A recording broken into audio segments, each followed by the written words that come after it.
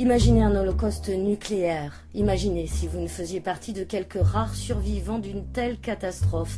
Est-ce que la démocratie pourrait perdurer? La solidarité aurait-elle encore un sens? Ceux de Malville, eux, tentent de s'en sortir. Adapté du roman de Robert Merle, cette fable réaliste est une réflexion sur les difficultés rencontrées par les survivants après une telle catastrophe. C'est une robinsonade, qui est un genre littéraire spécifique, qui raconte un itinéraire de survie dans un monde où le dénuement est partout. Ce dénuement arrive parce qu'une bombe thermonucléaire a tout ravagé, qu'il ne reste plus qu'un château, des vivres, un groupe de survivants, et ils vont essayer de reconstruire un monde, de reconstruire une société avec leurs petits moyens, et se retrouver très très vite confrontés, indépendamment aux problématiques de survie, à d'autres groupes de survivants qui n'ont pas nécessairement fait les mêmes choix. Et la confrontation est un peu inévitable parce que le volume de ressources dont dispose chaque groupe n'est pas nécessairement équilibré. Ceux qui ont plus de vivres représentent une cible pour ceux qui en ont moins. Et de cette problématique naît une opposition qui, de manière un peu tragique, se finit en conflit. Le système malheureux dans lequel nous avons tous vécu a fini par entraîner sa propre destruction et s'est fait péter la gueule. On compte parmi les rares survivants. Et tout ce que vous trouvez à faire, c'est de reconstruire le même monde. Hein. Avec les mêmes règles, les mêmes fausses solutions. Non, mais vous voyez pas ce que vous avez en train de faire. On nous vole un cheval, vous poursuivez le coupable à bon point, vous tirez à vue sur le bonhomme, hein, et les prisonniers, vous les jugez comme si c'était des criminels.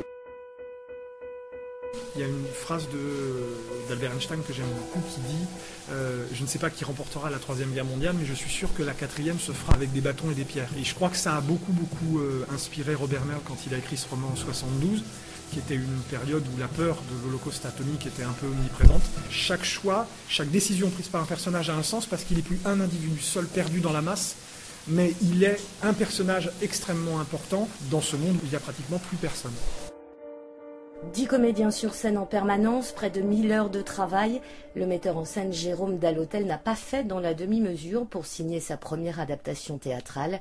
Ce lecteur passionné de Robert Merle marque ici sa réelle volonté de porter à la scène cette œuvre sévère et pessimiste. À un moment donné de l'opération, on a choisi d'incurver au niveau des thématiques. J'étais très inspiré d'un autre roman de Robert Merle qui s'appelle L'île. Et donc il y a une sorte de fusion qui s'est faite entre les deux propositions.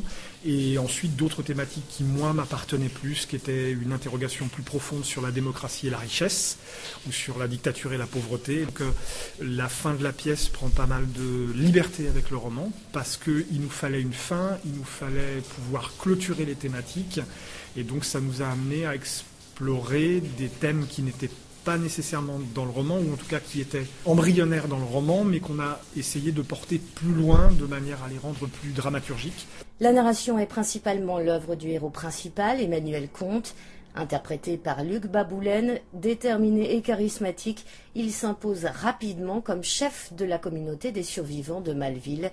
Il tente alors de relever le défi de la reconstruction humaine. Se battre pour défendre ce que nous avons, et peut-être même qu'un jour c'est nous qui n'aurons plus assez et qui auront attaqué ceux qui ont plus que nous, mais c'est comme ça.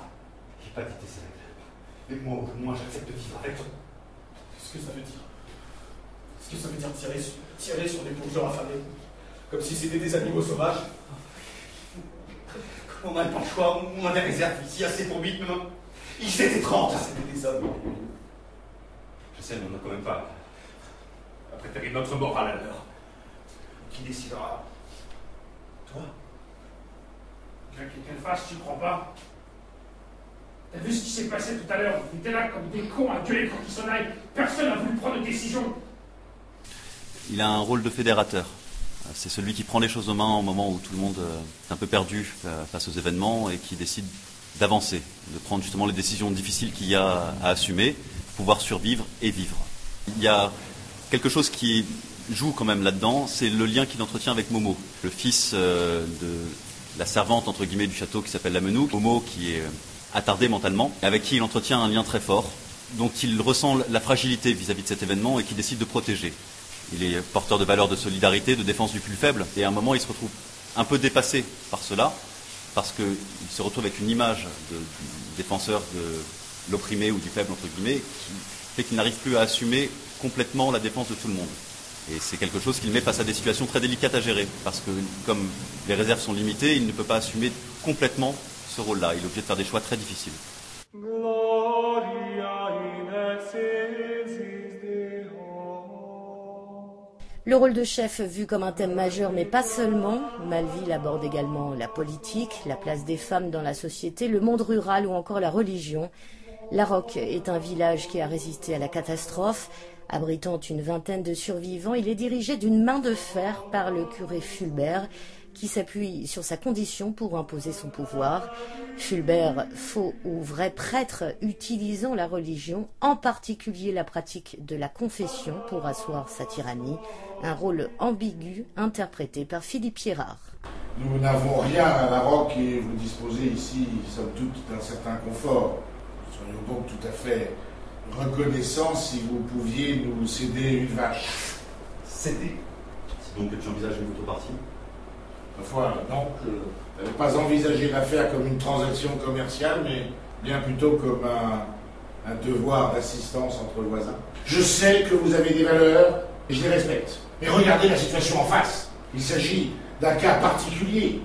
C'est de la vie de deux petits êtres fragiles dont nous parlons. On ne peut tout de même pas rester insensible à cela, ce serait monstrueux.